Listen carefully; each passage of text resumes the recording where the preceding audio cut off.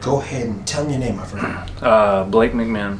And you're a combat veteran, I presume. Yes, sir. Okay, so how did you hear about TexVet? Let me start off. Let me just go back, start the same way I started.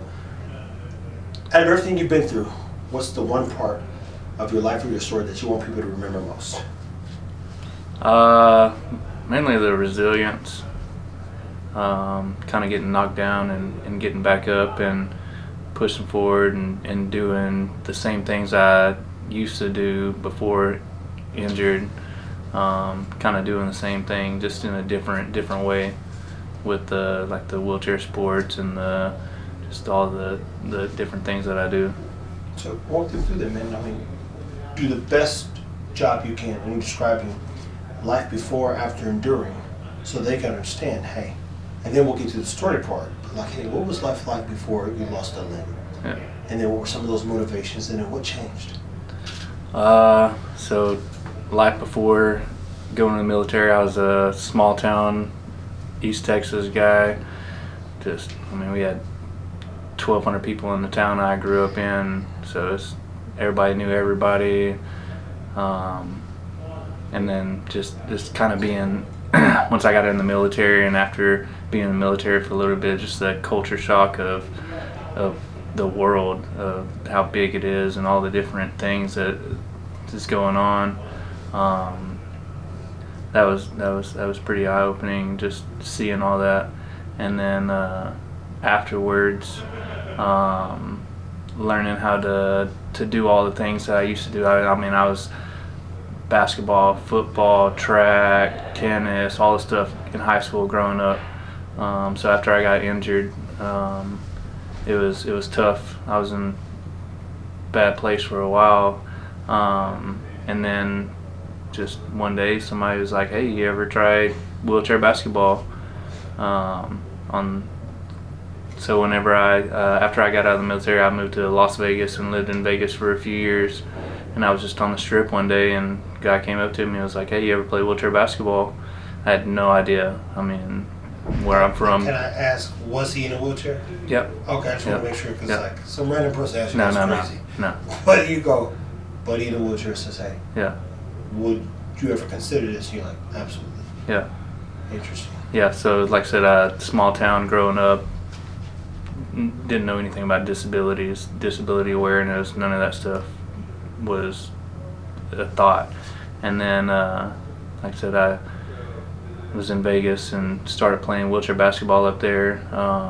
Played up there for a little bit, and then my coach was big into the wheelchair community. He was like, "Hey, you're a disabled veteran, you can go to school for free. There's 7 colleges that have a wheelchair basketball program." So I looked at all the different colleges, and University of Texas Arlington had a basketball team, wheelchair basketball team. It's 2.5 hours from where I grew up, so I picked UTA to play basketball, so I could have family and all this stuff, have the share that experience with me. But it was just the wheelchair basketball is what gave me that spark to see that I could do the same things I used to do, but just in a different way. I mean, I'm still playing basketball, the sport I love. I'm just playing in a different way. Now, if you don't mind, walk them through kind of what happened, what you went through during that experience of losing a limb. So I was in Iraq.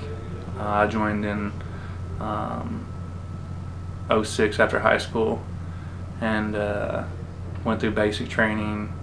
Got out of basic training in February of 07, and then I was in Iraq by October of 07. And 2 months into our deployment, I was driving a tank and I got struck by an IED, blown up, and then just kind of waking up from that blast, from the concussion of the blast, waking up and just my lower half of my body was on fire from the concussion, and put that out, and then I get up and I jump off the top of the tank, and whenever I'm like try to get up, my leg just flops back and like kicks me in the ass, and that's whenever I knew something was up. But by the time that happened, My medic and our guys were on me, putting tourniquets on me, pumping me with morphine and all that. So by the time the Black Hawk came in to airlift me out, I was blacking out as they were coming in. I didn't wake back up until after the amputation that they did in Baghdad. And that was just that was kind of surreal, kind of waking up and looking down, and there was just like blood running down the end of the bed where my leg used to be. And it's kind of like whenever it hit, because during the time, like, it's all the adrenaline. I mean, I didn't feel any pain. It was just all the stuff afterwards. But yeah, now I got to call my family and tell them I was coming home.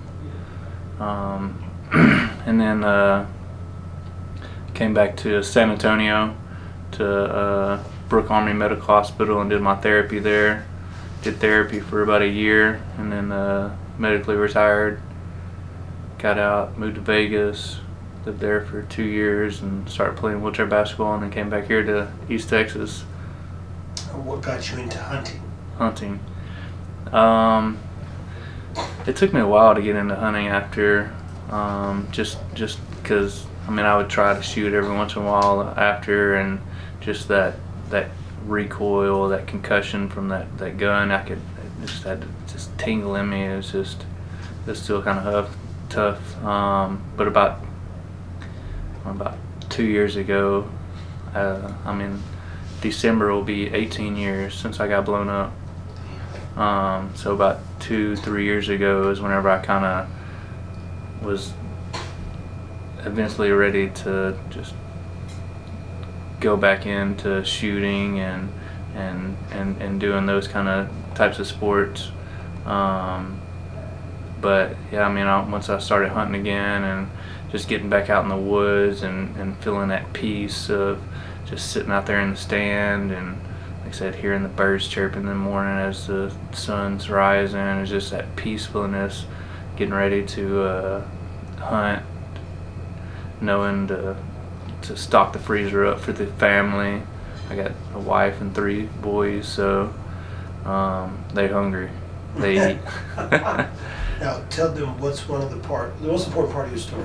What's something that you want people to remember if they watch this 10 years from now, was able to see, just even a small portion, I mean, minuscule compared to what you've been through, what you've seen, what you've experienced. Something that you want them to remember about your story. I mean, I just never stop. I mean, I always try to give back. I mean, I'm medically retired, so I'm blessed to be able to kind of do what I want. So I volunteer at the Dallas VA a couple days a week. I volunteer at my son's school 2 days a week, and then 1 day a week I kind of just have a me day. But it's just that I try to give back, because I mean, I'm blessed. I mean, still to have some I guess some feet on the ground, right? Yeah. Interesting. And how did you get hooked up, and what do you think of TexVet? Like, I don't know the story, how to connect the dots, but why even consider sending an application in and potentially signing up for a hunt? So I got into bourbon drinking about the same time as I did hunting, and I was watching a video on the Whiskey Blendery about them doing a bottle for a veteran organization, TexVet Outdoors, and all the proceeds go back towards TexVet Outdoors for the bottle that they did for them. And once I saw the video, I looked up TexVet Outdoors to kind of see what they were about and what they did, and I've only, like I said, I've been hunting for 2 years now, and I've gotten one little deer, and I was just wanting to kind of go back out and